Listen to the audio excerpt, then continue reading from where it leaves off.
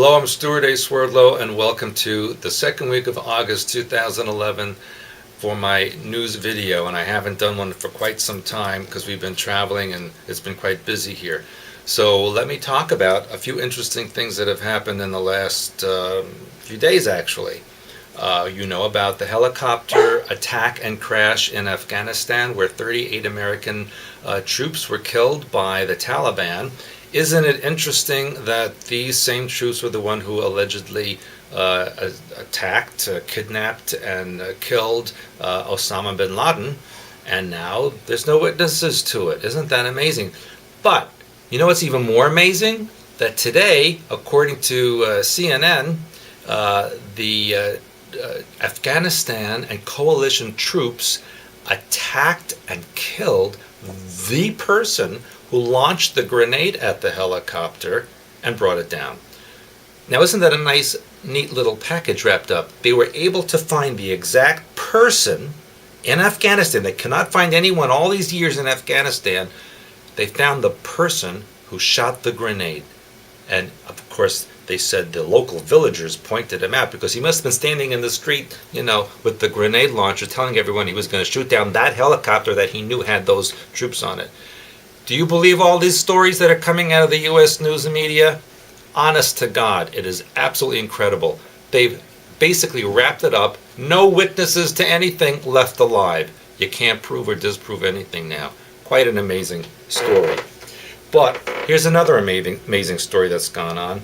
In Minnesota, they have found a creature along the road that was killed that looked very weird. They're calling it again a chupacabra, but it's different than the ones they have found in Texas and Mexico and Puerto Rico.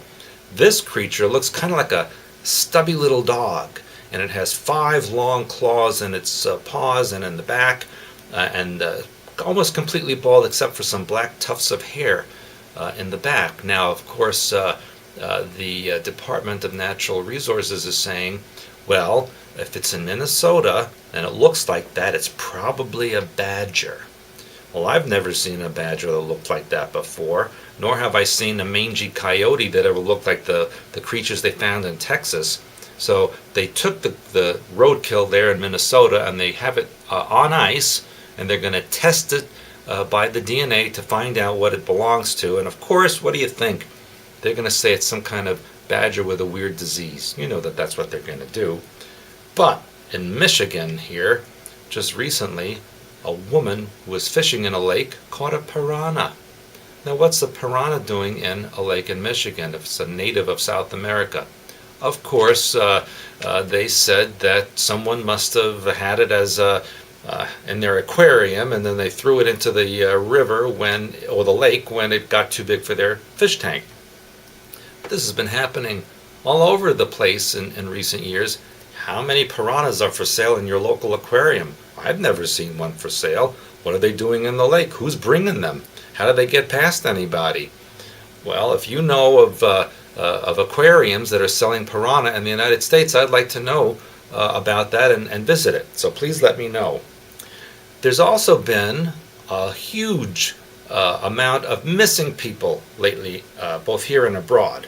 The latest one is that 3-year-old girl from southern Missouri who disappeared in front of her house while she was riding her pink bicycle in a small town of 1,600 people.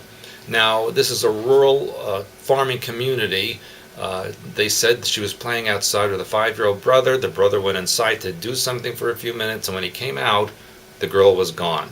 Well, first of all, and I put this on my news on my website, expansions.com, what parent these days leaves a 3-year-old child unattended in the street? I don't care if it's in front of your house. I don't care if it's in a locked yard. It's dangerous out there. Who leaves a child alone like that? And of course, people said there was no strange vehicles in the area, so there was no leads to go on. The police say they have no clue whatsoever, no trail whatsoever. All they have is cotton fields and cornfields around them to search through, and no girl. It's like she vanished off the face of the earth.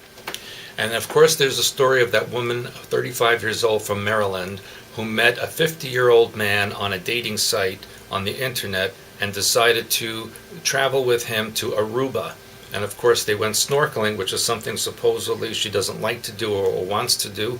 And he came out of the ocean and she did not. Of course he's being detained by the authorities in Aruba, but there's no evidence again of what happened or where she is. It happened, ironically enough, or maybe not so ironically, in exactly the same area that Natalie Holloway disappeared from a few years ago, and of course she's never been found either. So something's going on in Aruba. It's very close to South America, and I have mentioned many times on my site that I feel there is some type of a white slavery or ritualistic kidnappings going on there, where they use these people and then they murder them and dispose of the body, just like they did with the girl that was the British girl that was kidnapped in Portugal a couple of years ago. And another missing group is an Amazon tribe in the western part of Brazil near the Peruvian border. Stories are coming in that drug smugglers may have assassinated the entire tribe, which has never before met outsiders. And if you remember a few months ago, the Brazilian Air Force from a helicopter photographed these tribe members. There was less than 100 of them living in the remote part of the Amazon, never had contact with people ever before that we know of. Why would drug smugglers come in, cross the border, kill these people, and then talk about it? That story makes no sense.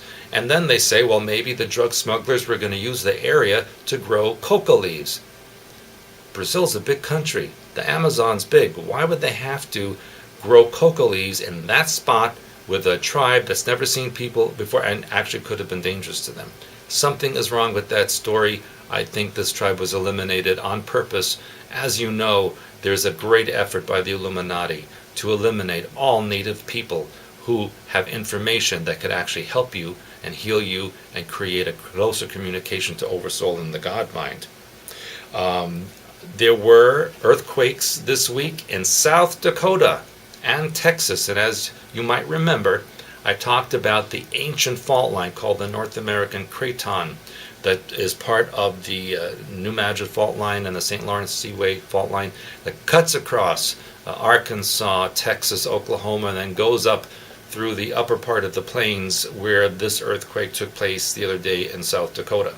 So there's an activity going on with this old ancient fault line, and that could be causing stress to happen soon in either the Gulf of Mexico or along the New Madrid fault line. And finally, I want to mention to you that the very preliminary winter forecast for North America for 2011-2012 season was released yesterday by AccuWeather.com.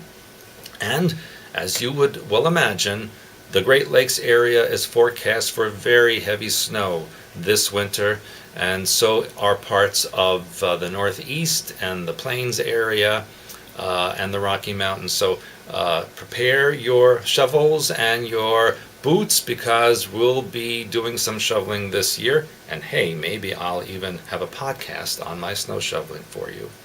So until next time, oh, by the way, you might be wondering, what am I wearing? This is my lion necklace made by White Wolf, personally for me, and I really love it. It is very empowering, and I recommend that you get your own lion or bear frequency necklace from White Wolf. So until next time, this is Stewart A. Swerdlow for Expansions.com.